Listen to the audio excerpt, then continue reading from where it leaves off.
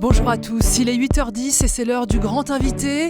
C'était il y a 4 ans, jour pour jour, la France connaissait la plus meurtrière attaque depuis la fin de la Seconde Guerre mondiale, au Stade de France, sur les terrasses des cafés parisiens et surtout dans la salle de concert du Bataclan. 190 personnes vont tomber sous les balles des terroristes djihadistes et plus de 400 autres seront gravement blessés.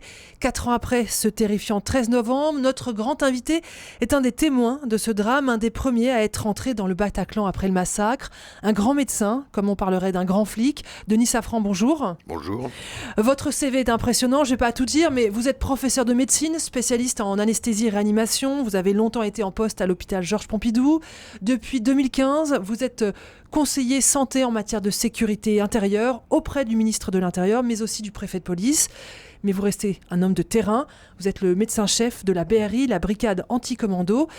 C'est toujours délicat, Denis Safran, d'évoquer ce 13 novembre 2015, mais est-ce que vous pouvez nous expliquer à quel titre vous êtes-vous retrouvé l'un des premiers à rentrer au Bataclan ? Eh bien, en 2015 et déjà depuis de nombreuses années, j'étais médecin de la BRI, brigade anti-commando. Et lorsque la BRI a été sonnée, comme on dit, au moment de cette attaque, bien entendu, je me suis rendu avec mes camarades policiers au 36 quai des Orfèvres et j'ai intégré ma colonne d'assaut, qui est ma place normale dans ce type de situation. Et donc je suis parti du 36 quai des Orfèvres avec cette colonne d'assaut de la BRI, donc nous étions en précurseur. Sur place, au Bataclan, quelle est alors votre fonction ?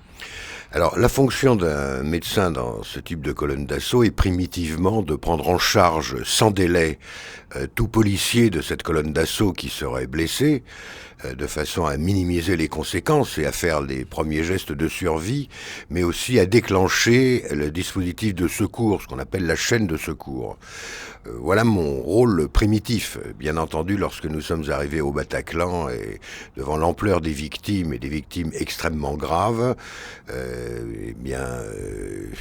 mon action s'est portée sur les premières victimes qui étaient les victimes civiles. Et là, qu'est-ce qu'on fait ?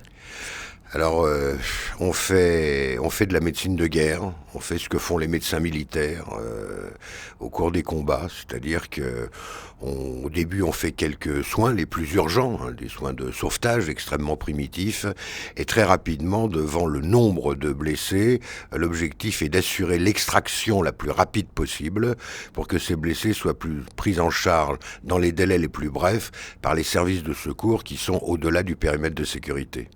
Quand on voit autant de morts et de blessés autour de soi, comment fait-on pour organiser rationnellement des secours ? Comment fait-on pour garder la tête froide ? Garder la tête froide, vous savez, c'est un métier, c'est un entraînement.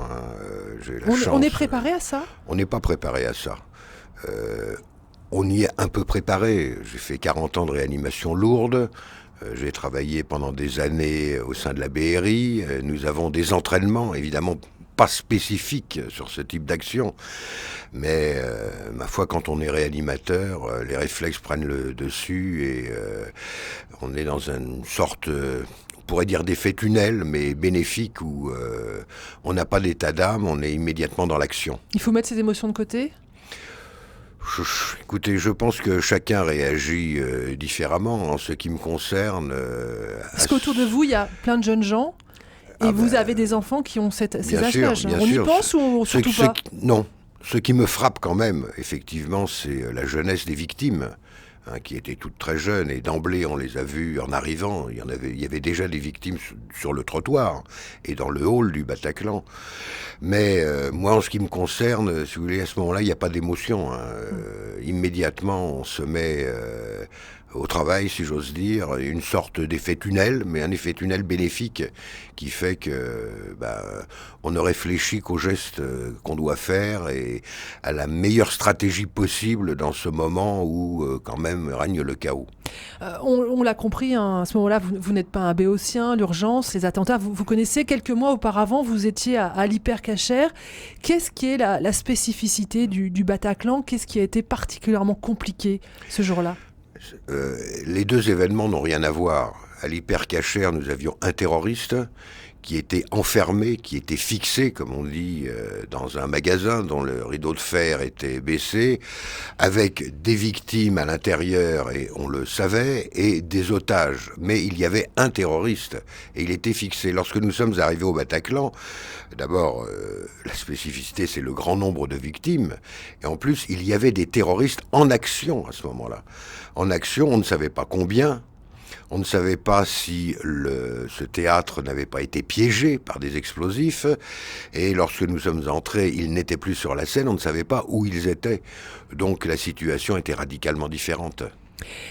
Tout à l'heure, vous allez participer aux cérémonies d'hommage des victimes, des familles de victimes. Vous en avez rencontré ou vous préférez mettre ça à distance ? Personnellement, je le mets à distance parce que je pense qu'il ne faut pas mélanger les choses et il faut regarder pour nous l'avenir. Il ne faudrait pas que si des événements se reproduisaient comme ça, nous soyons parasités quelque part par des émotions.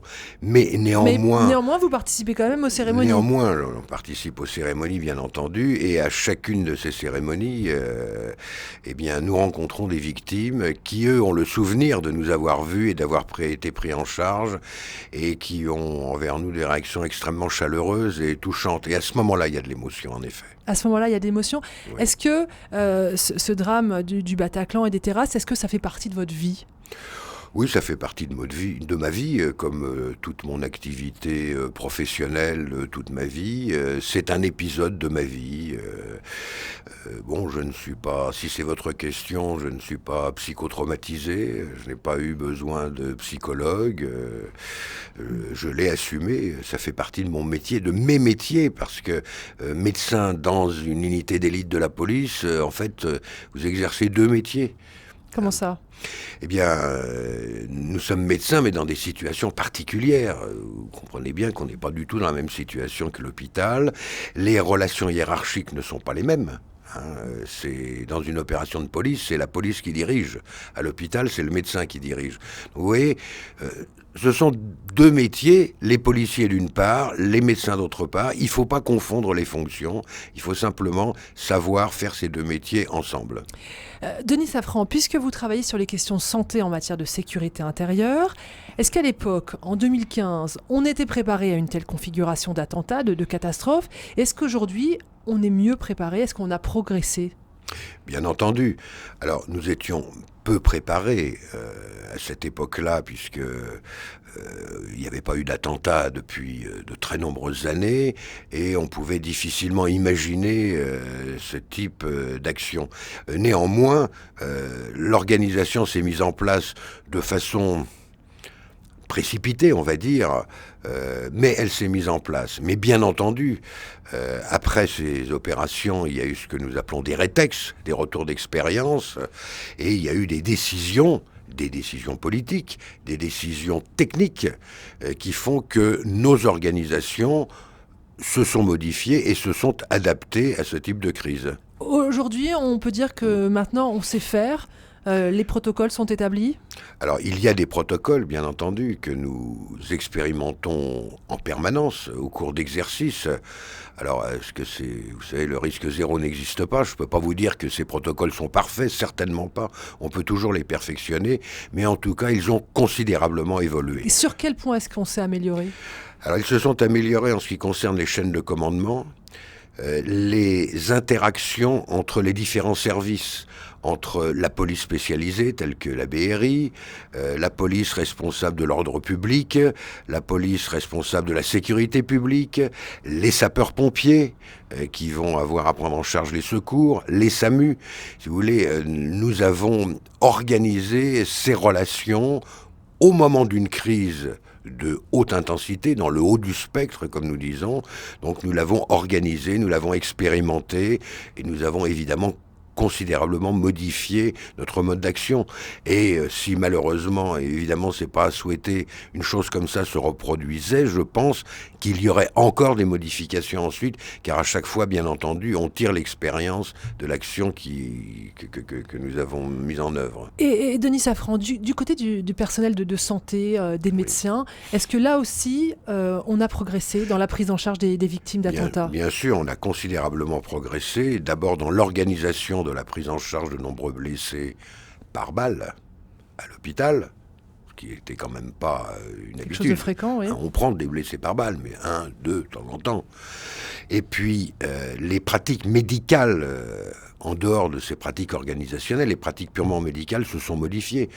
Les chirurgiens civils ont appris la chirurgie de guerre, ont appris à prendre en charge ces victimes de façon très spécifique, ce que nous appelons le damage control, c'est-à-dire une prise en charge chirurgicale extrêmement urgente et je dirais assez rustique pour sauver des vies, quitte à reprendre les patients au bloc opératoire secondairement pour faire une chirurgie plus sophistiquée. Et puis, il en est de même des médecins, et en particulier des médecins réanimateurs, qui ont mis en place des procédures avec des priorités en matière de soins. Donc il y a eu un considérable changement également, changement qui a pris en compte l'expérience des médecins et chirurgiens militaires d'ailleurs. C'est-à-dire qu'il y a des heures de formation qui ont été données ? Oui, bien sûr, il y a des formations qui sont dispensées, il y a des exercices qui se font au sein des hôpitaux de façon assez régulière. Du côté de la population, beaucoup estiment qu'il est important de renforcer la formation au public des premiers soins. Vous partagez cette analyse ? Je partage complètement cette analyse et j'enjoins chacun à se former à ce que nous appelons les gestes qui sauvent. On en a donné les moyens, les sapeurs-pompiers et toutes les associations de sécurité civile comme la Croix-Rouge, la Croix-Blanche, l'Ordre de Malte, la Protection civile, bon, pour en citer quelques-unes, mais il y en a d'autres, assurent des formations et chacun devrait être en mesure aujourd'hui de pratiquer 3 ou 4 gestes simples qui permettent, lorsque un de vos voisins, un ami, un parent est blessé à côté de vous, de le mettre en sécurité jusqu'à ce que les secours professionnels arrivent. On a souvent peur de mal faire ? Écoutez, il vaut mieux faire pas très bien que rien faire du tout. Si vous ne faites rien, toutes les chances sont perdues. Si vous le faites moyennement, vous augmentez les chances de survie.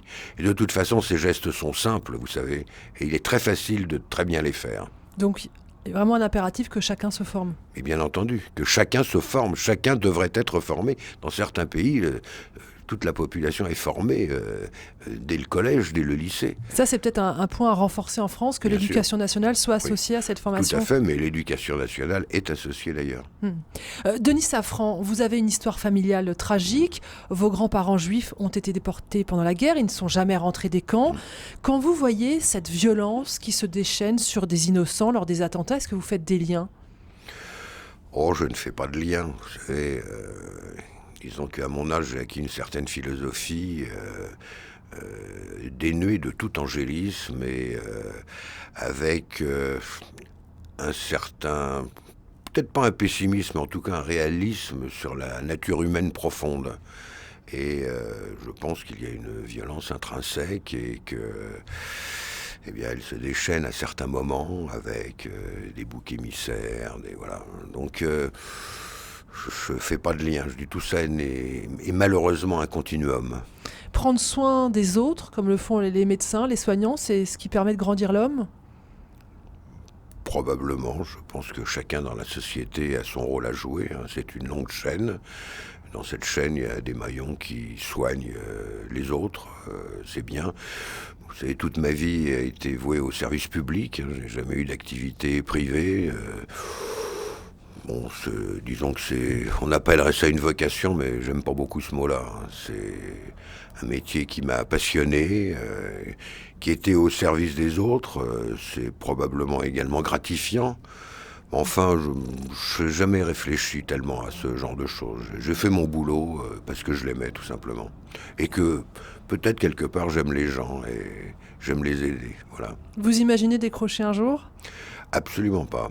Je décrocherai forcément probablement comme tout le monde, pour des raisons de santé, d'incapacité, Pour l'instant, je suis en pleine forme. Le jour où je sentirai que je mets les autres en danger, je m'arrêterai instantanément. Je crois que vous êtes athée, Oui. mais face à ces horreurs, comment est-ce que vous gardez confiance en l'homme? Parce que vous m'avez dit un peu pessimiste, mais... Vous savez, moi j'ai toujours pensé, je ne suis pas le seul, et d'autres personnages illustres l'ont écrit même, je pense qu'il peut y avoir une spiritualité sans Dieu.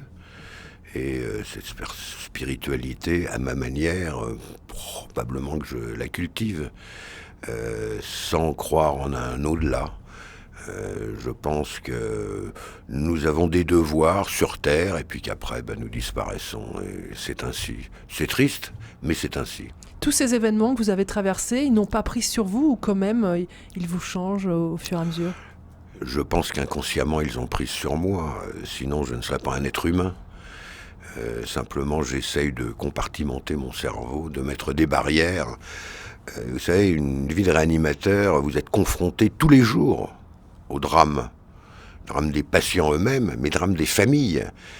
J'ai toujours expliqué à mes collaborateurs et à mes élèves que quand un patient vient en réanimation, ça entraîne un véritable drame familial. C'est une véritable pathologie familiale et qu'il faut prendre en charge non seulement les patients eux-mêmes, mais l'entourage qui va avoir à aider le patient à se sortir d'affaire. Donc, voilà ce que je peux vous répondre là. Merci beaucoup, Denis Safran, d'avoir été ce matin notre grand invité de la matinale. Je sais que vous allez nous quitter Merci. pour vous rendre au cérémonie d'hommage. Merci à vous. Merci.